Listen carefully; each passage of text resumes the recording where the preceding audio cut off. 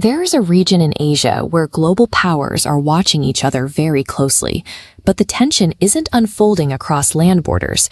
It happens in the middle of one of the busiest commercial shipping lanes in the world.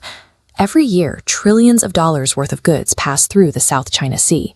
We are looking at the core of global trade: industrial materials, electronics, and consumer goods piled high on massive fleets of container ships.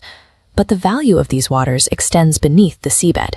Geologists believe the region holds massive, largely untapped reserves of oil and natural gas. Because so much energy and commercial traffic is squeezed into this one specific area, it acts as a massive geographic choke point. If these routes are ever blocked, the effects would not be contained to Asia. Manufacturing would slow down globally, supply chains would fracture, and global prices would jump. Look at the map between China, Vietnam, and the Philippines. The South China Sea is scattered with thousands of tiny islands and reefs. Most are barely rocks poking out of the water. But internationally, whoever controls physical land gains control over the surrounding ocean. This legal framework turns these small pieces of rock into incredibly valuable geopolitical real estate. Control of global supply chains and vast energy wealth ultimately hinges on who gets to plant a flag on a scattered handful of ocean outcrops.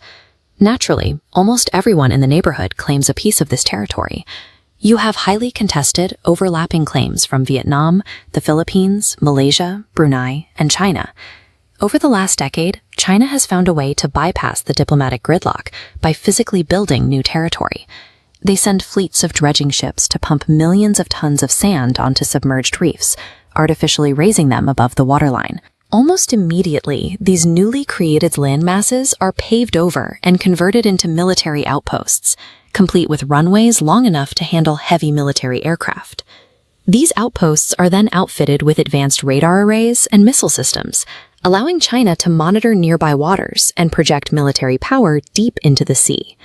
By literally manufacturing geography, China has created heavily armed facts on the ground.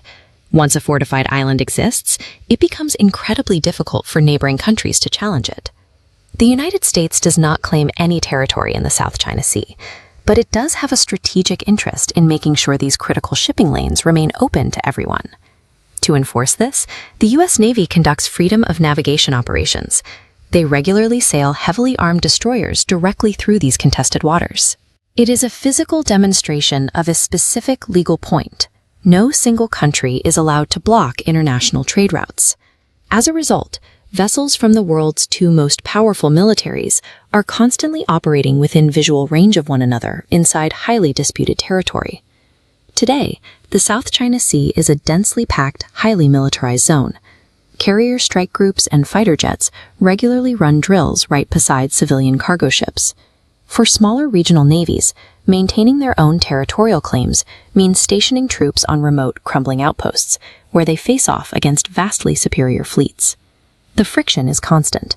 Warships and Coast Guard vessels actively tail each other, test boundaries, and use physical intimidation tactics, like high-pressure water cannons, to force smaller boats out of the area. Every day, overlapping national enmessions physically collide on the water, creating an environment of relentless tension. Defense experts aren't primarily worried about a sudden, deliberate declaration of war. Instead, they are worried about a mistake. In a space this crowded, the trigger for a conflict could be incredibly small: a misread radar signal, a warning shot fired a few yards off target, or a direct physical collision between two massive naval ships. A single human error by a captain on the bridge can instantly spiral into an irreversible international crisis. So while thousands of cargo ships continue to float calmly across the horizon, a high-stakes struggle continues right beneath the surface. Because in modern geopolitics, whoever controls these waters controls global influence.